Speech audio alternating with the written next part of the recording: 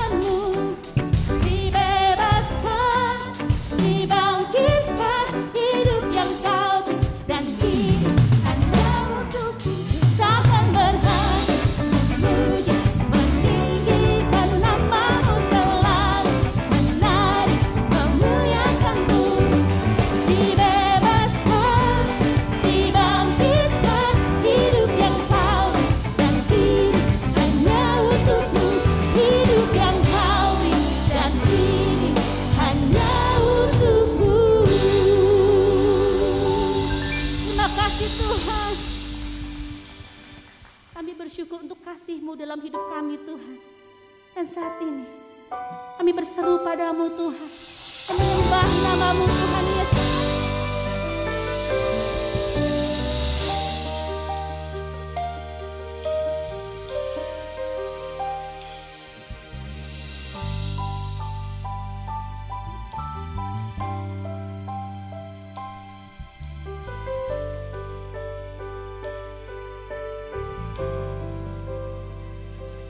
Kau Tuhan, penolong dalam hidupku. Ku percaya hanya kepadamu. Kau pegang tanganku dan tuntun langkahku. Yesus, kau perlindunganku. Kau Tuhan, kekuatan dalam hidupku, penolongku dalam kesesakan. Kau gunung batuku dan pertahananku. Yesus, kau kemenanganku. Yesus, padamu ku berseru, Kaulah penyelamatku. Terpujilah Kau Tuhanku.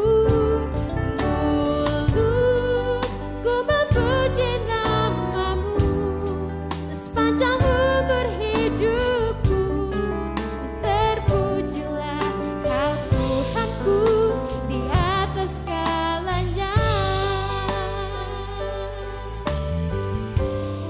Sama-sama katakan, Kau Tuhan, kekuatan dalam hidupku, penolongku dalam kesesakan. Kau gunung batuku dan pertahananku. Yesus, kau kemenanganku. Yesus, padamu ku berseru, Kaulah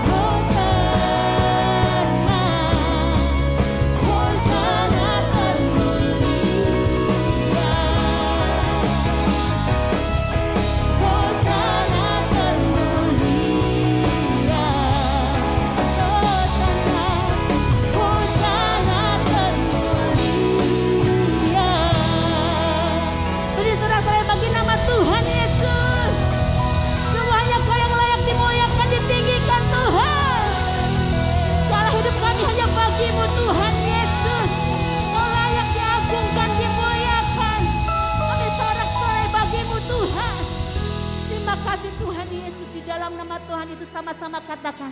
Amin.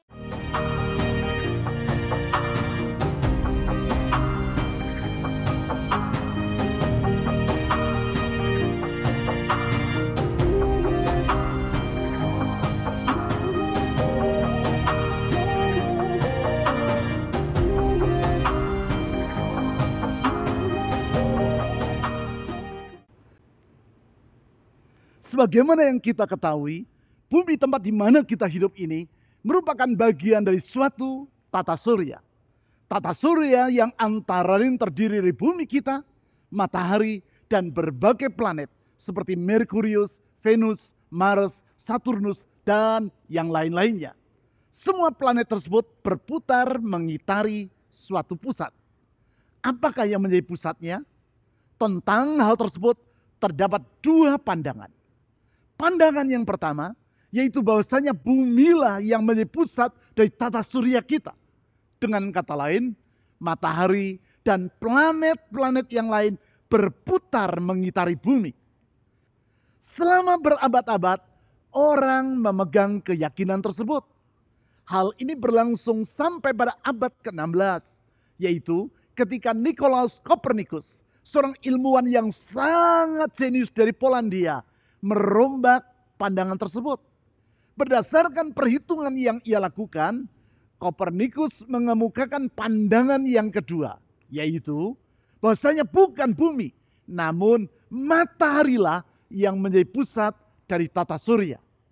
Pandangannya yang revolusioner ini dikenal sebagai Copernican Revolution atau revolusi Kopernikus. Manakah dari antara kedua pandangan ini yang benar? Tentu pandangan Kopernikuslah yang benar.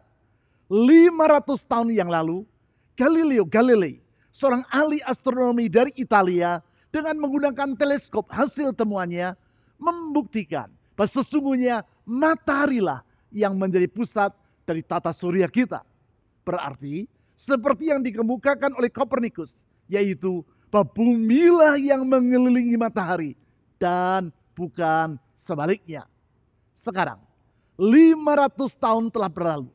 Tidak ada lagi orang yang mempercayai bahwa bumi merupakan pusat dari tata surya.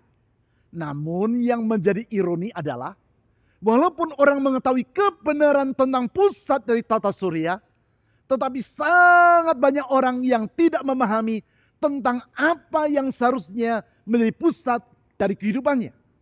Pusat yang sebenarnya dari tata surya dia tahu, tetapi pusat yang seharusnya dari kehidupan manusia dia tidak pahami.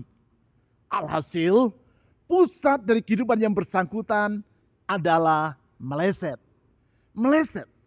Karena sebaliknya dari menempatkan Tuhan, yaitu Sang Raja Alam Semesta, sebagai pusat kehidupannya, justru orang tersebut menempatkan hal yang lain, seperti kekayaan, kedudukan, ketenaran, dan termasuk dirinya sendiri atau egonya sebagai pusat dari kehidupannya.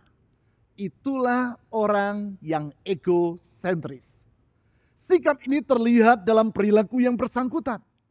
Dari sejak membuka mata di pagi hari sampai ia memejamkan mata untuk beristirahat di malam hari, yang ia pikirkan hanyalah si ego, yaitu dirinya sendiri. Yang ia pentingkan dan banggakan adalah egonya.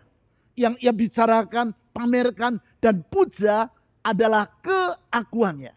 Ia tidak dapat memikirkan yang lain, kecuali hanya memikirkan dirinya sendiri. Berarti semua yang lain, termasuk Tuhan pun, hanya berputar dan berkisar di sekitar ego yang bersangkutan. Patut dipahami bahwa apa yang menjadi pusat kehidupan manusia sangatlah penting.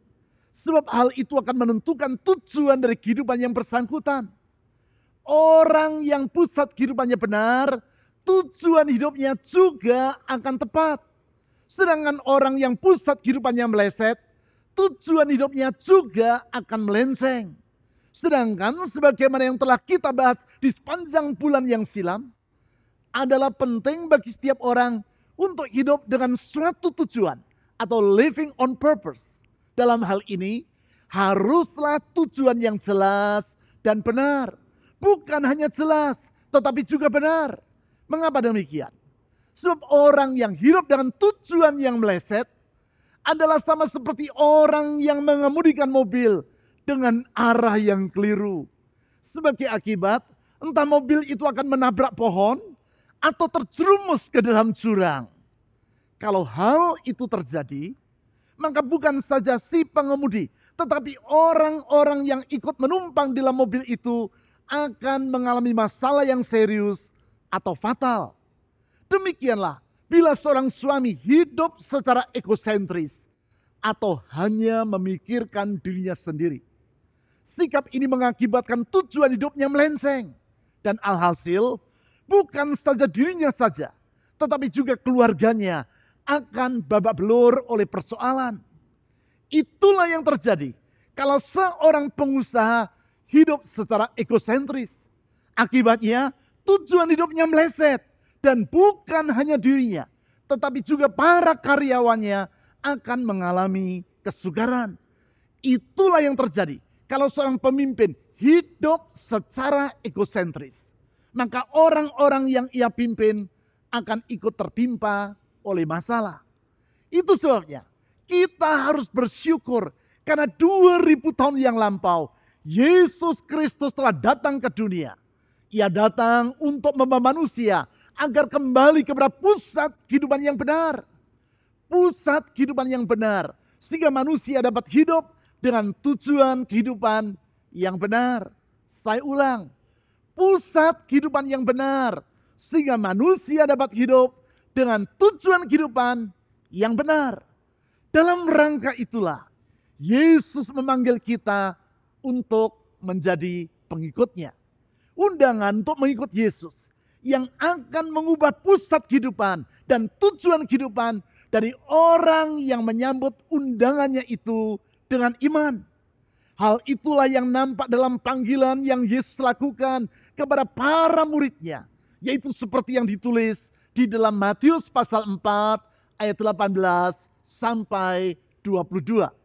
Mari kita baca ayat-ayat tersebut. Matius pasal 4 ayat 18 sampai 22. Dan ketika Yesus sedang berjalan menyusur danau Galilea, ia melihat dua orang bersaudara, yaitu Simon yang disebut Petrus dan Andreas, saudaranya. Mereka sedang menebarkan jala di danau sebab mereka penjala ikan. Ayat 19. Yesus berkata kepada mereka, "Mari, ikutlah aku, dan kamu akan kujadikan penjala manusia." Lalu mereka pun segera meninggalkan jalannya dan mengikuti dia, mengikuti Yesus. Dan setelah Yesus pergi dari sana, dilihatnya pula dua orang bersaudara, yaitu Yakobus anak Zebedeus dan Yohanes saudaranya bersama ayah mereka, Zebedeus, sedang membereskan jala di dalam perahu. Yesus memanggil mereka, dan mereka segera meninggalkan perahu serta ayahnya, lalu mengikuti dia. Di dalam ayat-ayat yang tentunya tidak asing bagi Anda ini, yaitu karena beberapa kali pernah saya bahas, kita melihat bagaimana Yesus memanggil Petrus, Andreas, Yakobus, dan Yohanes untuk mengikut dia. Melalui undangan atau panggilan yang Yesus ucapkan, yaitu sebagaimana yang dicatat di ayat 19. Dan dengan memperhatikan tanggapan yang dilakukan oleh orang-orang yang ia panggil itu, yaitu sebagaimana yang ditulis di ayat 20 dan 22, kita dapat mengambil kesimpulan tentang makna dari panggilan untuk mengikut Yesus. Makna tersebut adalah yang pertama, yaitu panggilan oleh anugerah Tuhan. Saya ulangi, panggilan untuk mengikut Yesus adalah panggilan oleh anugerah Tuhan. Anugerah. Sebab bila Tuhan Yesus memanggil kita untuk menjadi pengikutnya, maka hal itu adalah semata-mata karena anugerahnya. Bukan karena kita pantas, bukan karena kita baik, dan bukan karena usaha kita. Bukan.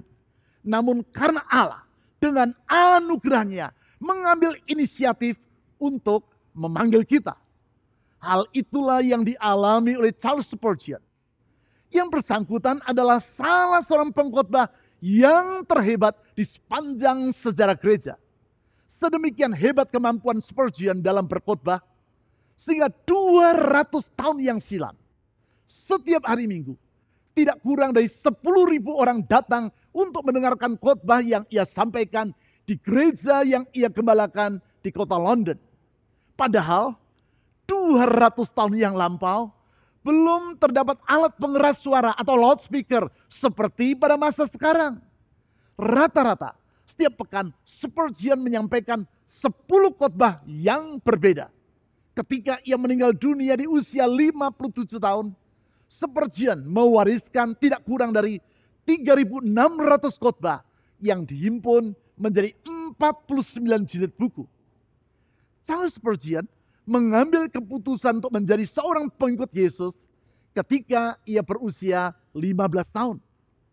Hari itu, ia berjalan kaki menyusuri jalan di sebuah kota kecil di dekat kota London guna menemui seorang temannya. Mendadak, salju turun dengan sangat lebat sehingga ia harus mencari tempat untuk berteduh. Spurgeon melihat tidak jauh dari tempat ia sedang berjalan terdapat sebuah gedung gereja. Kebetulan hari itu adalah hari Minggu dan bertepatan dengan jam ibadah. Segera Spurgeon masuk ke dalam gedung gereja tersebut. Dia duduk di bangku deretan belakang.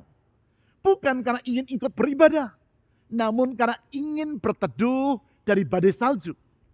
Hari itu memang salju turun dengan sangat lebat, sehingga gereja tadi praktis dalam keadaan yang kosong. Hanya belasan orang saja yang hadir beribadah. Bahkan gembala jemaat pun tidak dapat datang karena terhalang oleh badai.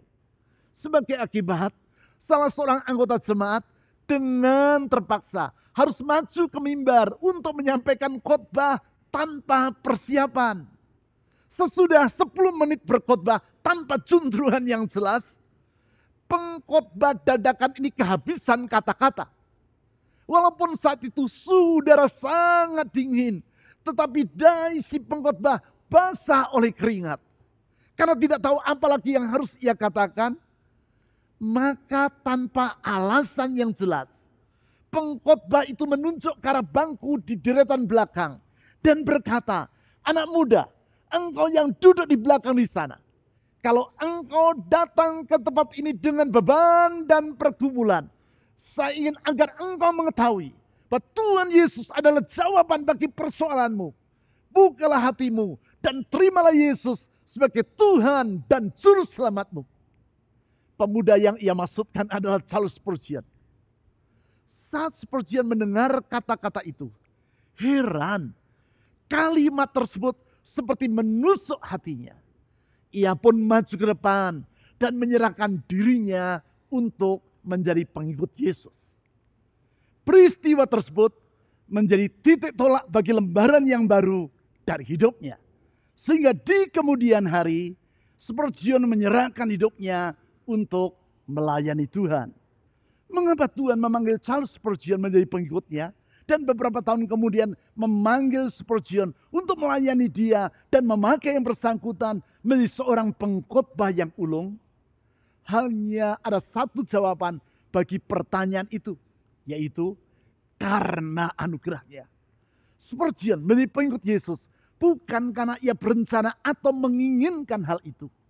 Tetapi Tuhan di dalam providensianya terlibat dalam kehidupan Spurgeon dan memanggil Spurgeon dalam anugerahnya.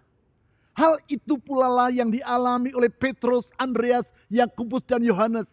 Sebagaimana yang kita baca di dalam Matius pasal 4 ayat 18 sampai 22 tadi. Di ayat-ayat itu tidak dituliskan satu alasan pun, sehingga di antara para nelayan yang saat itu sedang bekerja di pinggir Danau Galilea, Yesus memilih dan memanggil mereka untuk mengikut dia. Panggilan yang Yesus berikan tersebut jelas bukan karena mereka berempat lebih tampan, lebih pandai, atau lebih baik dari para nelayan yang lain. Bukan pula karena mereka yang menawarkan diri untuk mengikut Yesus. Bukan. Tetapi Yesuslah yang mengambil inisiatif untuk memanggil mereka. Hal ini menunjukkan bahwa kalau Tuhan memanggil mereka untuk menjadi pengikutnya, maka hal itu semata-mata adalah karena anugerahnya. Selanjutnya, yang kedua. Panggilan untuk mengikut Yesus adalah panggilan untuk hidup berpusat pada Kristus. Saya ulangi. Yang kedua, panggilan untuk mengikut Yesus adalah panggilan untuk hidup berpusat pada Kristus. Hal ini nampak dalam kalimat yang Yesus ucapkan kepada Petrus dan Andreas. Sebagaimana yang dicatat di ayat 19. Yaitu, mari ikutlah aku dan kamu akan kujadikan penjala manusia. Dengan berkata mari, berarti Yesus menghendaki agar mereka meninggalkan kehidupan mereka yang lama. Kemudian dengan berkata ikutlah aku, berarti Yesus menghendaki agar mereka menyerahkan kepemimpinan dalam hidup mereka kepada Yesus. Apabila sebelumnya langkah-langkah yang mereka lakukan adalah karena dipandu oleh hal-hal yang lain.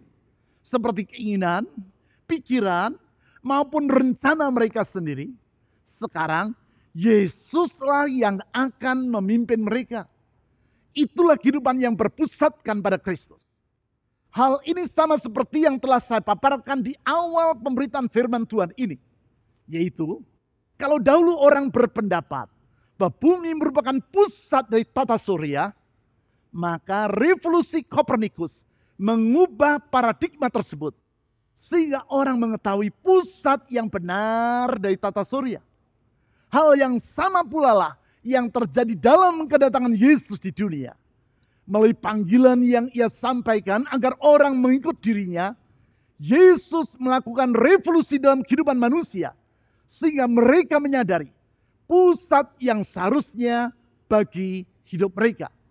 Kalau sebelumnya orang hidup dengan dirinya sendiri atau egonya sebagai pusat, maka dalam panggilan untuk mengikut Yesus, mereka diundang untuk hidup dengan menempatkan Kristus sebagai pusat. Artinya, dari hidup secara egosentris, maka dengan mengikut Yesus, orang haruslah hidup secara kristosentris.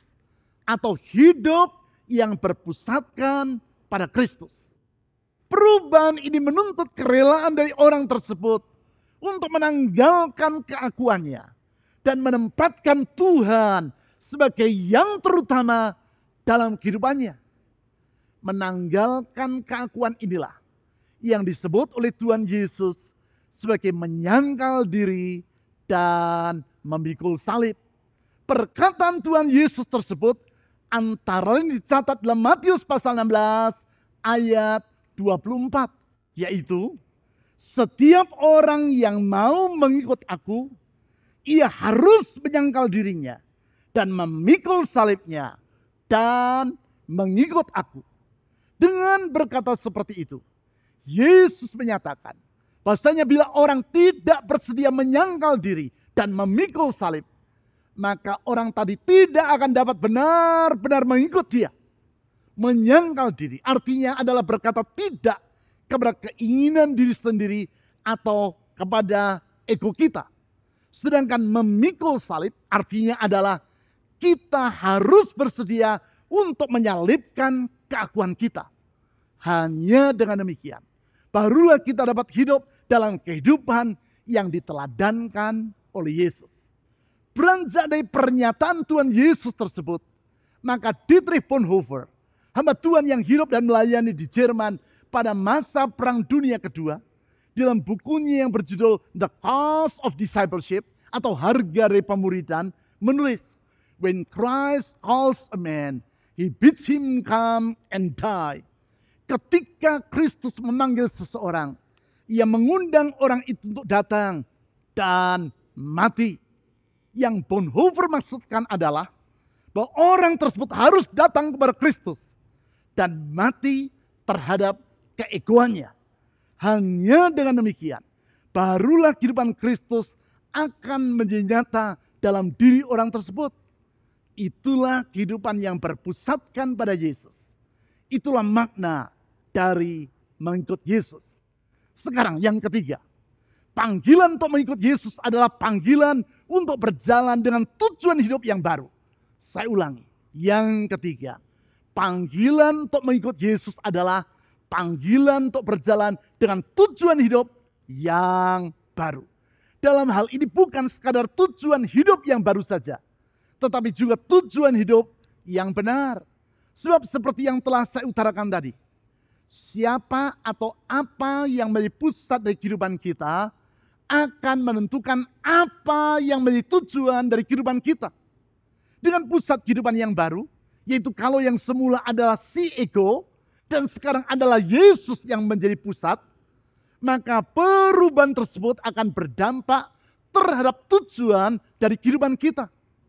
Perlu diingat bahwa hanya bila Kristus yang menjadi pusat dari kehidupan kita, barulah tujuan kehidupan ini akan menjadi tujuan kehidupan yang benar. Hal ini sama seperti hanya bila para ilmuwan di lembaga antariksa Amerika Serikat, yaitu NASA, mengetahui pusat yang benar dari tata surya, barulah roket-roket yang mereka luncurkan keluar angkasa akan meluncur dengan arah yang benar. Tetapi bila para ilmuwan tersebut meyakini bahwa bumilah yang menjadi pusat dari tata surya, suatu pandangan yang keliru seperti yang telah kita bahas tadi, maka roket-roket tersebut pastilah akan meleset dari sasaran yang diharapkan. Artinya, roket yang mereka luncurkan ke bulan tidak akan pernah sampai ke bulan. Roket yang mereka luncurkan ke planet Mars tidak akan pernah mendarat di planet Mars, namun akan hilang di antariksa. Hanya apabila para ilmuwan dari NASA berpegang pada pandangan yang benar, yaitu bahasanya mataharilah yang menjadi pusat di tata surya, barulah roket-roket tersebut akan mendarat di tujuan yang tepat. Demikian pula dengan kehidupan kita.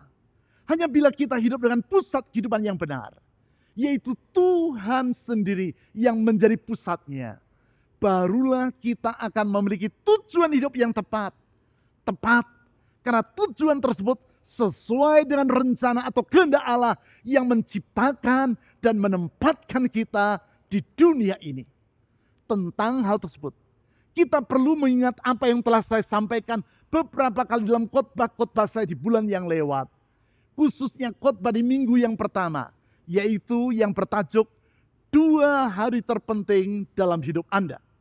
Di situ saya berkata, bahwa untuk mengetahui maksud dari keberadaan sebuah kulkas, kita harus bertanya kepada orang yang merancang dan membuat kulkas tersebut. Tentu sebagai pribadi yang merancang dan membuatnya, orang tadi memahami maksud dari keberadaan kulkas yang ia buat. Demikian juga untuk memahami maksud dari keberadaan kita, maka kita harus bertanya kepada Tuhan yang menciptakan dan menempatkan kita di dunia ini. Tuhan menciptakan manusia bukan tanpa tujuan. Bukan itu saja. Dengan memanggil manusia agar mengikut Dia dan menempatkan dirinya sebagai pusat dari kehidupan manusia. Yesus mengubah tujuan hidup dari orang yang menyambut panggilannya tersebut. Ia mengubahnya dengan menghadirkan tujuan hidup yang baru bagi mereka. Hal tersebut tercermin dalam kata-kata yang Yesus ucapkan di dalam Matius pasal 4 ayat 19 tadi. Yaitu, dan kamu akan kujadikan penjala manusia. Artinya, bila semula mereka hidup sebagai penjala ikan, sekarang mereka hidup dengan tujuan hidup yang baru, yaitu sebagai penjala manusia. Itulah makna dari mengikut Yesus, yaitu hidup dengan tujuan hidup yang baru. Apabila sepanjang bulan yang lampau, saya mengajak saudara untuk melihat pentingnya hidup dengan tujuan yang jelas dan benar, serta apa saja yang diperlukan agar orang dapat memahami tujuan Allah yang spesifik bagi hidupnya. Maka hari ini kita melihat pentingnya menempatkan Yesus sebagai pusat kehidupan, agar kita dapat hidup dalam tujuan yang jelas dan benar tadi. Artinya, di satu sisi, memang adalah sangat penting bagi kita untuk mengetahui tujuan yang benar. Hal itu telah kita bahas di bulan yang lalu. Namun di sisi yang lain, juga tidak kalah pentingnya untuk berjalan dalam tujuan hidup yang benar tersebut. Hanya mengetahui tujuan yang benar tidaklah cukup. Orang harus menghidupi tujuan yang benar yang ia ketahui tadi. Hanya dengan demikian, barulah tujuan yang benar tersebut akan membawa manfaat bagi dirinya. Hal ini sama seperti walaupun seseorang mengetahui tujuan dari keberadaan sebuah pisau dapur, yaitu adalah untuk memotong-motong sayuran, tetapi kalau orang itu bersikeras bahwa ia akan menggunakan pisau dapur tersebut untuk menghangatkan makanan, maka sampai kapanpun makanan yang diletakkan di atas pisau itu tidak akan menjadi panas dan keberadaan pisau itu menjadi sia-sia. Singkat kata, pemahaman tentang tujuan yang benar haruslah diikuti dengan langkah-langkah untuk hidup sesuai dengan tujuan yang benar tadi. Hal itulah yang menjadi tanggapan dari Petrus dan Andreas terhadap panggilan yang Tuhan Yesus berikan agar mereka mengikut Dia. Di ayat 20 ditulis, lalu mereka pun segera meninggalkan jalannya dan mengikuti Dia, mengikuti Yesus. Tanggapan yang sama juga diberikan oleh Yakobus dan Yohanes, yaitu seperti yang ditulis di ayat 22. Tanggapan dalam bentuk komitmen yang sepenuhnya itulah yang di dalam bahasa Inggris diistilahkan sebagai all the way, yang artinya yaitu segalanya dan sampai tuntas. Dengan kata lain, untuk mengikut Yesus, orang harus rela meninggalkan segalanya dan menyerahkan segalanya kepada Yesus, serta mengikut Dia sampai tuntas. All the way. Apakah sementara saya menguraikan firman Tuhan ini, ada di antara saudara yang menyadari bahwa saudara perlu menempatkan Yesus sebagai pusat dalam kehidupan Anda? Apabila selama ini keegoan Anda yang saudara utamakan, dan sekarang saudara menyadari bahwa saudara harus mengikut Yesus all the way, yaitu dengan menyerahkan segalanya dan mengikut Yesus sampai tuntas, maka dalam kesempatan ini saya mengajak saudara untuk berkata, ya Tuhan, aku mau mengikut Engkau dengan sepenuhnya. Aku mau menjadikan Engkau sebagai pusat dalam kehidupanku. Aku mau hidup dengan tujuan seperti yang Engkau rencanakan bagi hidupku. Langkah seperti itu pula lah yang Yesus telah teladankan bagi kita melalui kedatangannya ke dunia 2000 tahun yang lampau. Di dalam pengorbanan, Ia rela meninggalkan kenyamanan di surga dan menyerahkan seluruh dirinya dalam penderitaan demi keselamatan kita. Penderitaan yang Ia tanggung sampai tuntas, yaitu sampai mati di kayu salib. Pengorbanannya yang membaharui hidup kita dan membentangkan tujuan kehidupan yang baru, yaitu yang jelas dan benar. Jelas dan benar karena sesuai dengan kehendak Allah. Jelas dan benar karena menjadikan kehidupan kita tidak sia-sia, tetapi penuh dengan makna. Sebentar kita akan mengingat dan mensyukuri kasih dan anugerah Yesus Kristus tersebut dengan mengambil bagian dalam perjamuan kudus. Tetapi sebelum melakukannya, saya ingin mengingatkan saudara-saudara bahwa pada hari Senin dan Selasa, tanggal 8 dan 9 Agustus yang akan datang, kita akan menyelenggarakan pertemuan khusus dengan tajuk Focus Living. Dalam pertemuan selama 2 hari yang diselenggarakan hanya secara onsite di Pasir Koja tersebut, saya akan menjelaskan kepada saudara tentang langkah-langkah praktis untuk menyusun tujuan kehidupan yang spesifik dan benar bagi hidup Anda masing-masing. Jangan lewatkan pertemuan tersebut. Melaluinya saya ingin memandu saudara untuk memadukan pengenalan akan identitas diri saudara, pemahaman tentang providensia Allah dalam hidup saudara, serta mendengar suara Tuhan yang menuntun saudara kepada tujuan hidup yang telah Ia rencanakan. Saya berharap dengan demikian semua kita dapat mengisi hari-hari yang ada di hadapan kita. Bukan lagi dengan kehidupan seperti layang-layang yang putus dari benangnya dan diombang-ambingkan kian kemari oleh angin yang bertiup. Bukan. Tetapi kehidupan kita adalah bagaikan kapal yang berlayar dengan arah yang jelas dan benar. Sebab Tuhan Yesus sendirilah yang menjadi nakoda dalam kehidupan kita. Mari kita berdoa.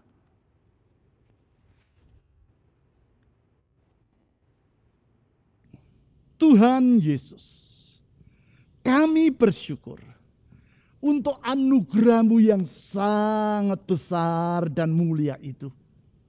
Anugerah-Mu yang menyelamatkan kami, membebaskan kami dari masa lampau kami, dan membentangkan masa depan yang baru bagi hidup kami. Anugerah-Mu yang memanggil kami untuk mengikut Engkau, menjadikan Engkau sebagai pusat yang benar dalam kehidupan kami. Anugerah-Mu yang memberikan kepada kami tujuan hidup yang baru dan tujuan hidup yang benar. Sehingga kehidupan kami bukan lagi kehidupan yang sia-sia. Kehidupan kami bukan lagi kehidupan yang terombang-ambing oleh keadaan sekitar kami, berlayar tanpa arah dan bergerak tanpa tujuan yang jelas. Tetapi hidup kami adalah bagaikan kapal yang berlayar dengan Engkau sendiri sebagai nakodanya ya Tuhan. Sehingga hidup ini adalah hidup di dalam pemegangan Tuhan, di dalam kendali Tuhan, di dalam pemeliharaan Tuhan. Dan kami percaya kalau Engkau yang menjadi pusat dalam hidup kami tidak akan sia-sia. Hidup kami akan limpah dengan damai sejahtera. Karena Tuhan Yesus, Engkau adalah pribadi yang bertanggung jawab. Kasih setiamu tetap untuk selama-lamanya. Dalam kesempatan ini, kami mau menyerahkan hidup kami ke dalam tangan-Mu, menundukkan diri kami di bawah kaki-Mu, dan berkata, Tuhan Yesus, ini hidupku, ini seluruh keberadaanku, aku serahkan ke dalam tangan-Mu. Tuhan Yesus, Engkau menjadi pusat dan yang terutama dalam hidup ini. Tuntun kami kepada tujuan-Mu yang benar, tujuan-Mu yang jelas, tujuan-Mu yang mulia bagi hidup kami. Dan dengan demikian kami dapat menyongsong masa depan yang indah sebagaimana yang Kau rencanakan itu. Tuhan Yesus, saat ini saya berdoa, Engkau yang dalam kasih setiamu telah mati di kayu salib untuk menebus kami dari dosa. Engkau pula yang memulihkan hidup ini. Ulurkan tangan kasih-Mu yang memulihkan kehidupan itu. Ulurkan tangan kasih-Mu yang memulihkan rumah tangga itu. Mulihkan pekerjaan, usaha, kesehatan kami. Pulihkan masa depan kami. Oh Tuhan Yesus, kami percaya tidak ada perkara yang mustahil dalam Engkau. Di dalam Tuhan selalu ada jalan keluar. Di dalam Engkau tidak ada yang sukar. Engkau sanggup melakukan segala perkara. Dan tidak ada rencana-Mu yang gagal. Terpuji nama-Mu ya Tuhan Yesus. Di dalam nama, di segala nama, nama Yesus Kristus, Tuhan dan Juru Selamat yang hidup, kami telah berdoa. Amin. Kuasa-Mu terlebih besar, Tuhanku terlebih besar. Tak pernah terlambat janji-Mu ya Tuhan, menolong hidupku. Kuasa-Mu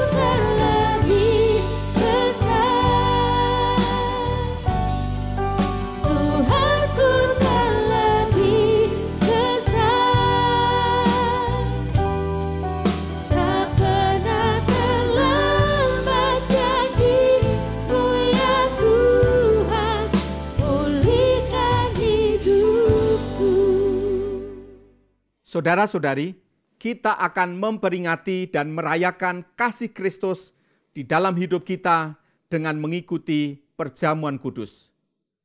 Tuhan Yesus di dalam kasih-Nya kepada kita telah datang ke dunia, menderita sengsara, bahkan sampai mati di kayu salib, untuk memulihkan hubungan kita manusia yang berdosa dengan Allah yang mengasihi kita, sehingga kita dapat hidup di dalam damai sejahtera, hidup di dalam kebahagiaan yang sejati.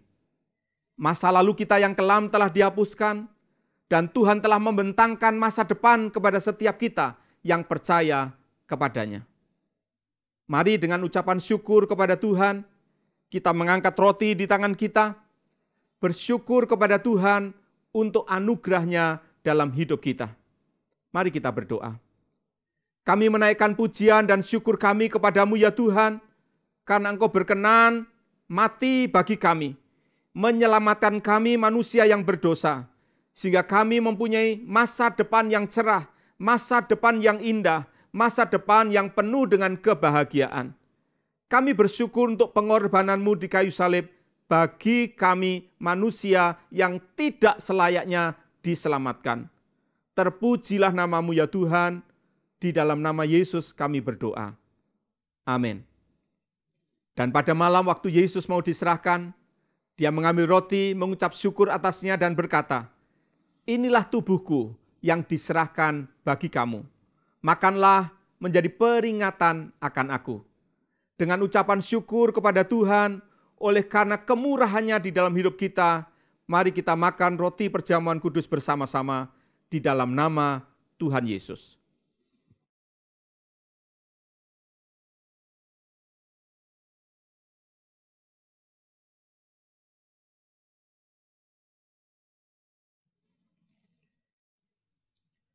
Mari kita mengangkat cawan perjamuan kudus dengan ucapan syukur kepada Tuhan dan meyakini berkat-Nya atas setiap kita.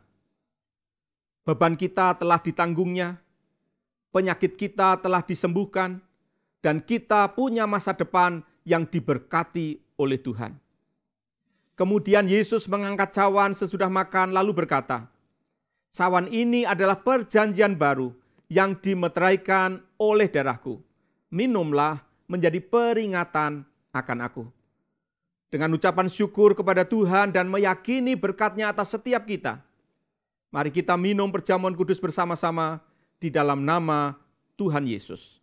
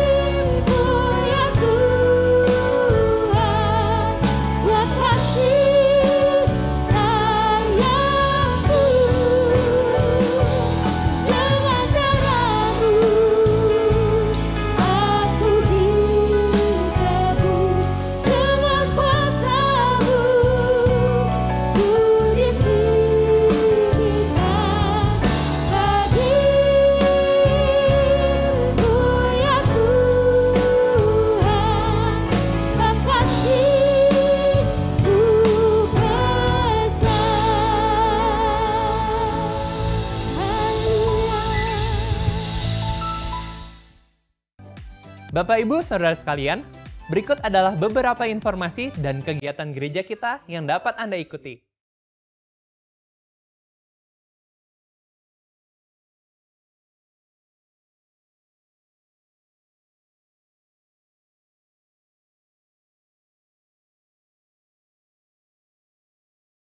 Persembahan dan persepuluhan sebagai ungkapan kasih dan syukur kita kepada Tuhan dapat Anda berikan dengan memasukkannya ke dalam kotak persembahan, atau melalui rekening bank, atau dengan cara men-scan QR Code dengan menggunakan aplikasi dompet digital. Ibadah online GKPB Fajar Pengharapan dapat Anda ikuti setiap saat mulai hari Sabtu pukul 5 sore melalui YouTube, website, dan aplikasi yang tertera di layar. Berbagai informasi penting lainnya dari gereja kita dapat Anda ikuti melalui website www.fajarpengharapan.net atau melalui aplikasi GKPB Fajar Pengharapan serta Instagram GKPB Fajar Pengharapan.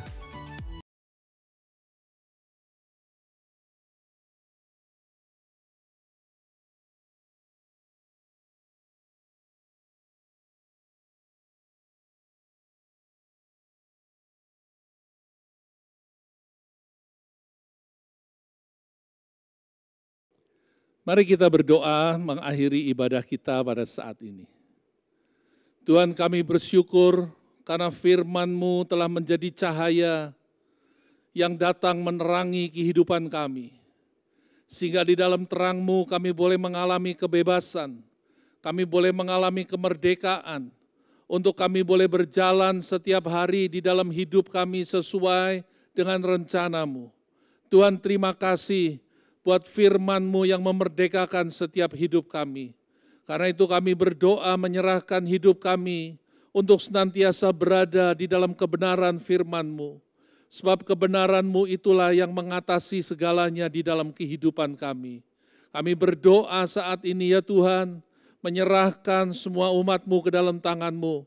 Mereka yang sedang bergumul di dalam kehidupan mereka, apapun pergumulannya, apakah sakit, apakah keuangan, apakah masalah rumah tangga, Tuhan kami berdoa, apapun pergumulan dari umat-Mu, kami menyerahkan ke dalam tangan-Mu dan memohonkan kepada-Mu, curahan kuasa-Mu, berkat dan mujizat-Mu ya Tuhan, dinyatakan di dalam kehidupan mereka.